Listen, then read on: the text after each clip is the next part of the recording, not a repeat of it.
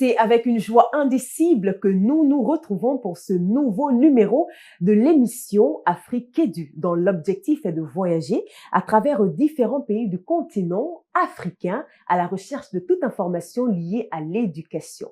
Nous avions pour coutume de voyager à travers divers pays, comme je le disais tantôt, mais aujourd'hui, nous allons faire quelque chose de particulier, c'est qu'on va rester au Sénégal. Dans quelques instants, nous allons être connectés avec notre correspondant, Bamba Kadim Fall, avec qui nous allons échanger autour du thème la mode, un moyen d'expression culturelle. Puis, nous allons faire un petit va-et-vient aux Comores tout en restant toujours sur le plateau de l'émission Afrique Edu avec notre artiste qui nous parlera de lui, de sa musique et de son parcours. Générique.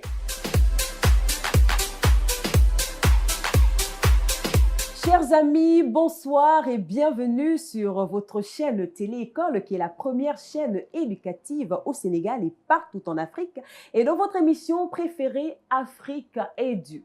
Dans quelques instants, nous allons être connectés avec un homme à plusieurs casquettes, un titre indélébile, Monsieur Bamba Fall Kadim, qui est un ingénieur en planification économique, un militant culturel, auteur et entrepreneur. En effet, Monsieur Bamba est le créateur de la marque BEA de vêtements, une création à travers laquelle il exprime ses capacités créatives. Et pour lui, il a décidé de prendre cet engagement-là, d'aller vers la création de ces différents vêtements, tout simplement parce qu'il a envie d'étendre, il a envie de mettre en avant l'identité culturelle africaine à travers ces différents vêtements. Dans quelques instants, nous allons être connectés avec lui. Bonsoir, Monsieur Bamba, bienvenue dans l'émission Afrique Edu. Alors, qui est Bamba pour des personnes qui ne vous connaissent pas? Si on doit vous définir ou si on veut savoir qui vous êtes réellement, qu'est-ce qu'on doit retenir? Oui, je m'appelle Kadim Fall Bamba, je suis ingénieur en planification économique et gestion des organisations, entrepreneur et je vous remercie beaucoup pour l'invitation. Très bien, Monsieur Bamba. Alors, on entend tous les jours, c'est la mode, tu n'es pas la mode. Qu'est-ce que réellement la mode? Quelle définition peut-on attribuer à la mode et quel lien avec la culture? Si je devais définir pour moi de façon très simple, la mode, ça relate aujourd'hui l'ensemble des façons ou manières pour une communauté de s'habiller, de se coiffer, de se maquiller, et relativement à une époque bien déterminée. Donc, c'est comme ça que j'aurais défini la mode. Vous êtes créateur, designer, fondateur de la marque BEA, qui est une marque de vêtements d'ailleurs portée par des personnalités sénégalaises et par d'autres personnes dans d'autres pays en Afrique. Alors, que signifie BEA et de quelle matière sont faits vos vêtements? Déjà, BA signifie Bamba élégance africaine. Bamba qui est un hommage que je fais pour mon homonyme. Le A qui est relativement à l'Afrique que je fais référence. Et l'élégance pour montrer que ce que l'on porte au niveau de BA, on peut aller avec partout où on va. Et les matières que j'utilise quand je travaille, c'est généralement du pain tissé qui est fait par nos artisans locaux ou encore du bogolan ou en tout cas toutes ces textures qui sont de l'Afrique que l'on peut utiliser et valoriser pour vendre à l'international. Alors, Monsieur Bamba, je rappelle que vous êtes aussi slammer. Est-ce qu'il vous arrive d'utiliser vos talents de slammer dans la confection des différentes tenues proposées par la marque BEA? Excusez-moi. Oui, je peux te dire oui, j'utilise très souvent ça parce que si tu vois bien sur, par exemple, les sachets que j'utilise pour vendre la marque, j'ai mis de la poésie derrière. Sur les cartes, par exemple, que je donne très souvent aux personnes, aux clients, j'utilise également de la poésie parce que pour moi, c'est un talent qui est là, c'est une passion également que j'ai. Et je me suis dit à un moment donné, ce serait bien de l'utiliser pour mieux vendre ce que je fais. D'accord, mais quel type de message vous faites passer ou vous souhaitez faire passer à travers vos différentes créations? Le message que je souhaite passer, c'est tout le temps de démocratiser l'élégance. Pour moi, tout le monde peut être élégant partout où on va. Tout le monde peut être belle partout où on va. Et généralement, j'essaie peu importe la morphologie de la personne, de proposer des modèles qui vont avec. C'est pourquoi les tailles sont souvent standards, pour montrer que nous pouvons utiliser les matières, travailler un peu à promouvoir le contenu local et la préférence nationale pour promouvoir ce que nous avons au niveau du Sénégal, parce que ça peut se vendre ailleurs. En quoi, selon vous, la mondialisation influence-t-elle l'expression culturelle à travers la mode aujourd'hui? La mondialisation influence beaucoup, comme il faut le dire, parce que de nos jours, tout le monde est connecté. On vit dans un village planétaire où le type de manière de s'habiller qui se passe ailleurs se passe immédiatement dans un autre pays. Donc cette dépendance-là entre les pays montre que lorsqu'on a des modèles à proposer, immédiatement, grâce à la magie des réseaux sociaux, les autres également sont au courant. Aujourd'hui, il y a par exemple un modèle que les Sénégalais ont l'habitude de porter, qui vient par exemple du Faso d'Anfani de Burkina. Donc c'est extrêmement important. Avec la magie des réseaux sociaux, la mondialisation et la mode devient plus que de l'évidence.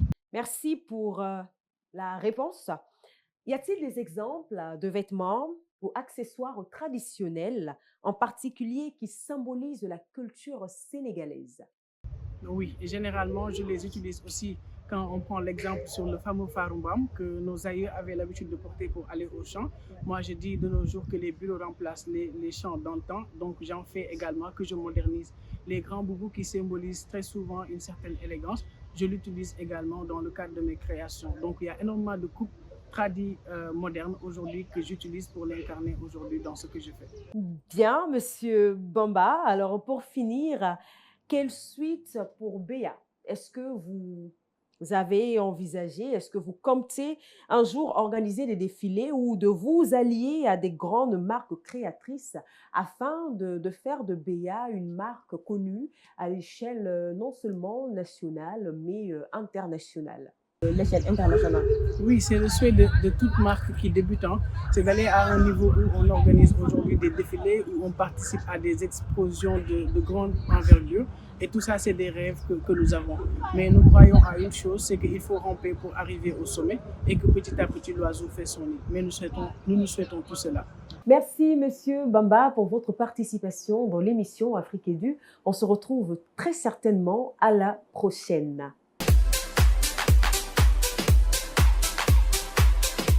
Mesdames, Messieurs, c'était Bamba Kadim Fall, le créateur de la marque BEA.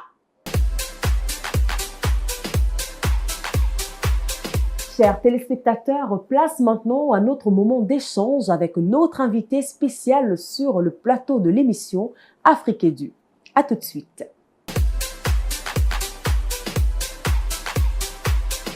Le Comore a l'honneur ce soir. En effet, nous avons le plaisir de partager le plateau de l'émission Afrique Edu avec une figure fulgurante du domaine musical, Monsieur Khalifa Abdallah dit Abda sur scène. Bonsoir. Bonsoir. Bienvenue. Merci. Dans l'émission Afrique Edu. Merci. Bien. Alors, vous êtes auteur ou compositeur. Quel style de musique faites-vous et depuis combien d'années? Moi, ça fait depuis 98, j'ai commencé la musique en tant que batteur et percussionniste. D'accord. Maintenant, depuis fin 2009-2010, j'ai commencé à faire vraiment de la guitare et à composer mes propres chansons. Ok. Et mon style de musique, c'est de l'afro-comore. Afro-comore. Afro-comore. Qui veut dire, c'est un mélange en fait de tradition, musique traditionnelle et musique récente. Moderne, on va dire. Voilà. La plupart de vos textes sont focalisés sur des sujets qui ne sont pas menu-monnaie, notamment comme sujet notamment de corruption, de politique. Oui. Comment vous vient cette idée? Ou sinon, quel a été le déclic? Ben, en ayant vécu aux Comores, le système politique comorien, bon, c'est un peu partout. Un peu partout, un système un peu défaillant. Mais moi, je dénonce un peu ce qui se passe parce que c'est vraiment flagrant ce qui se passe. Aujourd'hui, il y a un ministre qui est nommé, 3 mois après, il a 5 voitures, 4 villas. Ok. Voilà. Donc, oui, j'essaye de dénoncer un peu ce qui se passe. Un peu ce qui se passe. Là, j'ai dit ministre, mais il peut être un directeur ou un simple agent je sais pas quoi, un agent qui travaille à la mairie. 2 mois après, tu comprends pas pourquoi. Il a le même style de vie qu'un Voilà. milliardaire, Voilà, c'est ça. voilà, qui travaille depuis des années. Voilà, j'essaie de dénoncer ça. Après, je parle pas que de ça aussi, je parle de la vie de tous les jours. La vie de des tous les jours. Comoriens aussi, Bien. voilà. Bien, bien. Du point de vue de la géopolitique comorienne, quelles sont les entraves ou les difficultés rencontrées? Parce que, en tant qu'artiste, quand on décide de vouloir exprimer ses opinions sur des sujets qui fâchent, tels que la politique ou la corruption pour les concernés, est-ce que c'est pas une certaine façon vous-même de vous mettre en danger? Oui, on se met en danger. Je suis pas le seul, je suis pas le premier à dénoncer. Maintenant, on sait qu'on court des risques à dénoncer. Des fois, je reçois des messages, non, il faut pas dire ça, il faut dire ça. Faut dire ça. Je trouve ça malheureux, en fait. Mais ça va pas m'empêcher de dénoncer cette corruption qui est chez nous. D'accord, très bien. Comment pensez-vous pouvoir changer ou réguler certaines situations par votre musique? Moi, je pense pas que je peux changer quelque chose. Ok. Je peux dénoncer. Dénoncer. Après, chacun fait comme il veut, mais pour changer une population, ça demande du temps, c'est vrai, les mentalités. C'est vrai. Donc, moi, je ne fais que dénoncer ce qui se passe. Après, chacun fait comme il veut. J'aimerais qu'on arrête ces histoires de corruption, de bien avancer dans tout, quoi. Dans tout. Moi, vous pouvez pas. Voilà. Vous, votre rôle, c'est juste de dénoncer et d'éveiller les consciences. Voilà, justement. D'accord, c'est très bien. Vous êtes originaire des Comores. Oui. Quelle est la place de la musique comorienne dans le monde? La place de la musique comorienne dans le monde. On se bat pour trouver la place de la musique comorienne. Il y a Soprano déjà qui est. Ah bon, il est du Comore? Soprano, l'artiste là? Oui, Soprano. Ah bon? Ok. Comorien. Ah ok. On se bat, tout le monde se bat pour montrer ce qu'il fait par rapport à la musique comorienne. D'accord. Pouvoir faire des tournées aussi à l'extérieur et montrer ce qu'on fait comme style de musique aussi, la musique comorienne. D'accord. Quel que soit le style, mais qui reste la musique comorienne. La musique comorienne. C'est très bien. Tout à l'heure, vous aviez cité Soprano, que je ne savais même pas d'ailleurs qu'il venait des Comores. Alors, hormis Soprano, est-ce qu'il existe d'autres artistes, excusez-moi, qui sont plébiscités, écoutés, aimés par cette nouvelle génération? Oui. À l'international, hein. À l'international, il y a aussi Imani, je sais pas. Imani. Imani, la chanteuse Imani. Ok. Bon, je connais pas. Donc. Elle est connue, elle habite aux États-Unis. D'accord. Je pense qu'elle est retournée en France. Ok. Mais oui, il y a Booba aussi. Booba, il est. Booba, oui. Ah bon? Comorien, ouais. Wow! Booba, le rappeur? Non, pas Booba. Pardon. C'est pas Booba, c'est, comment il s'appelle, est-ce qu'il y a Booba? Bon, c'est pas grave. Oui, le nom, il va vous revenir après, vous allez le mentionner. Ok. Il est bien connu. D'accord, c'est. Non, il n'y a pas de souci, vous inquiétez pas, ça arrive, hein, ça arrive. Alors, on va revenir un tout petit peu sur vous. Ce métier, enfin, être artiste, pour vous, c'est un métier. Oui. Mais est-ce que vous parvenez à vivre convenablement de ça aujourd'hui? Ça dépend. Ça dépend. Moi, quand j'étais en France, j'ai vécu en France toutes ces années. Là, ça fait que 2 ans que je suis ici. Ah, à Dakar, au Sénégal? Voilà. Ok. Et là-bas, j'étais intermittent de spectacle. Ok. Donc, ça va, je gagnais à peu près ma vie par rapport à la musique. Par rapport à la musique. Parce que c'est un métier. Quand t'es intermittent de spectacle, tu cotises ta retraite et la santé, tu cotises tout. Tu cotises un peu tout. Mais qu'en est-il du Sénégal ici? Ah, c'est très dur, hein, déjà. C'est difficile. De me faire une place au Sénégal. De se faire connaître. De se faire connaître, c'est très dur, mais je pense que ça va, ça Ça peut aller. Touti, comme on dit. Ok, touti, rec. Doucement, doucement. Voilà. Ok, il n'y a pas de souci. Mais comment est née cette passion? Ben, je sais pas du tout, parce que depuis très jeune, j'aimais bien la musique. Quand il y avait des répétitions dans le quartier, j'allais tout le temps écouter de la musique. Et puis nous, on n'a pas d'école de musique. Ok. Donc tu vas, tu vois le grand frère, Ok. qui est en train de jouer. On apprend sur voilà. Tu demandes comment tu as fait ça et tout. Après, comme je vous ai dit, j'ai commencé à la batterie, les percus, et puis à un moment donné, il m'est arrivé de vouloir faire la guitare. Donc, doucement, j'ai appris quelques accords. Là, donc, on va dire que par passion, vous vous êtes auto-formé. Oui, c'est par passion. Waouh, c'est extraordinaire ça. Depuis votre jeune âge. D'accord, c'est bien. Mais parlons d'inspiration. Je me suis toujours posé la question, mais comment les artistes font pour écrire des chansons avec des rythmes dansants qui nous font danser? Moi, je comprends pas. Ça vient comment? C'est-à-dire, est-ce qu'on dort, on rêve de ça? Est-ce qu'il faut prendre un temps de méditation? Enfin, je veux comprendre. Non, mais je pense que chacun a sa façon de faire, de créer une chanson. Ok. Moi, je peux être dans ma douche ou dans la voiture, j'ai une mélodie qui vous vient en tête. Peu importe l'endroit, j'ai une mélodie. Et après, c'est là où je commence à écrire. Ça peut être d'abord, j'ai pas beaucoup de chansons d'amour, mais il y en a qui le font et qui le font super bien. Moi, je ne sais pas chanter l'amour. Mais des fois, j'ai des paroles, j'ai pas la mélodie, donc il faut chercher la mélodie. La mélodie qui va avec, qui rime avec les paroles. Voilà. Ok. Après, des fois, c'est la mélodie, mais pas les paroles. Des fois, c'est les paroles, pas la mélodie. Et puis le rythme, ça vient aussi après. Après. En tout cas, c'est ma façon à moi. D'autres te diront une autre façon aussi.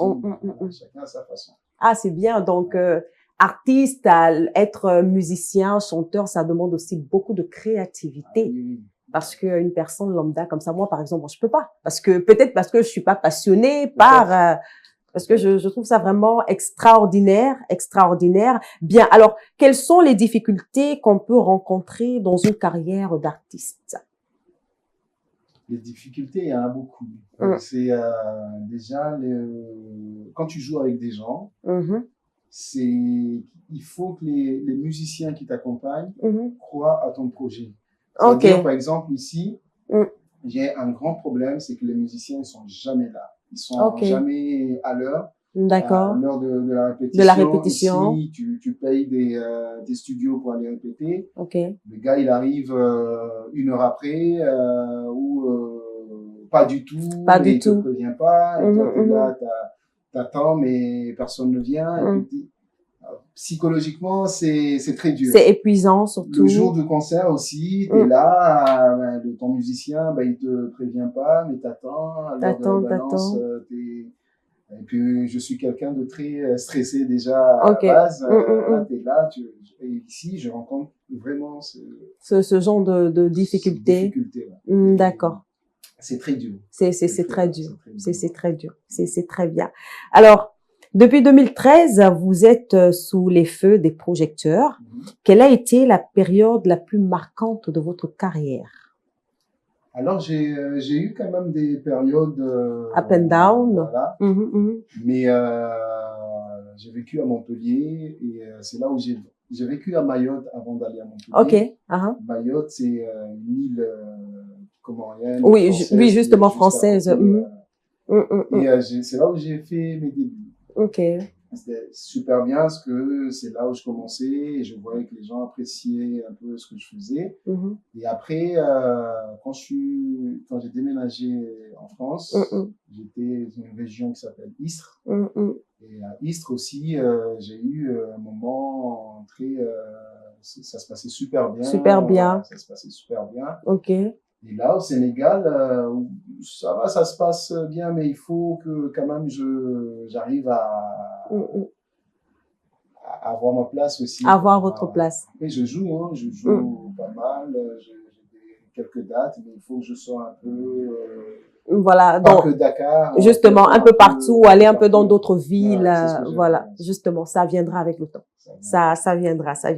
Vous avez un parcours musical assez costaud depuis 2013. Vous aviez donné des concerts dans différentes villes, un peu comme Montpellier, Cannes, à Mayotte, comme vous venez de le dire, aux Comores aussi, et aujourd'hui à Dakar. Alors, quelle est la musique qui a fait en sorte qu'aujourd'hui vous soyez connu? Je dirais pas que je suis connu, mais si, quand même, hein? Il y a une chanson aussi, j'ai eu une chanson parce que j'ai pas encore sorti d'album, mais ceux qui sont venus me voir sur scène et tout, ils partent toujours avec cette chanson dans la tête, qui fait que aujourd'hui, quand j'ai enregistré mon album, là, il faut que cette chanson elle soit à l'intérieur. C'est une chanson qui parle d'amour, de politique, de corruption. Justement, qui parle de mon pays. Des Comores. J'explique aux gens que malgré la corruption et tout ce qui se passe, c'est quand même un très beau pays. Très bon, très beau pays. J'invite les gens à venir visiter. D'accord. D'accord, c'est très, très bien. Donc, on va prendre la dernière question. Quel conseil avez-vous à donner aux jeunes amoureux de la musique comme vous?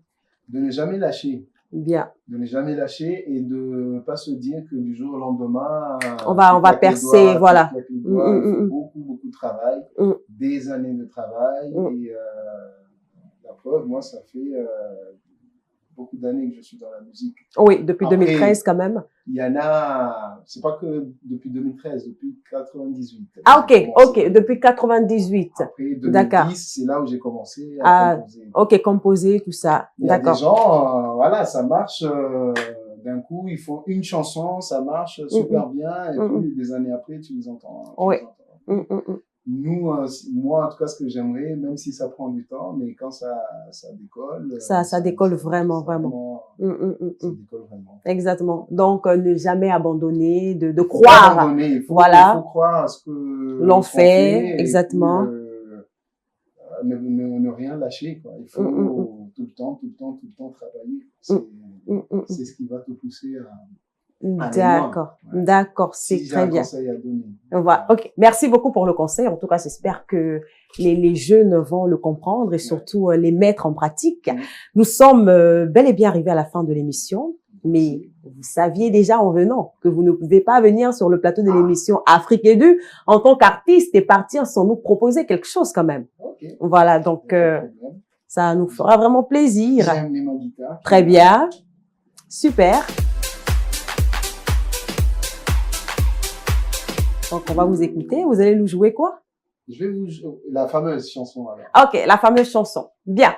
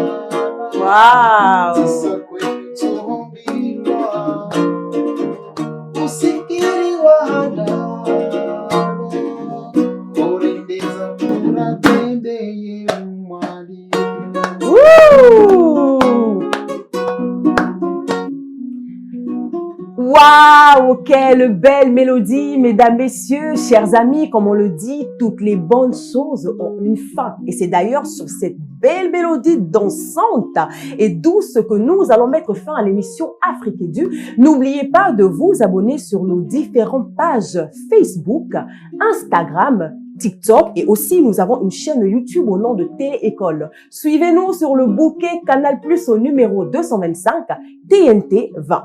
Merci de nous avoir suivis et on se retrouve très certainement à la prochaine pour un nouveau numéro. Nous continuons à nous ambiancer sur cette belle mélodie.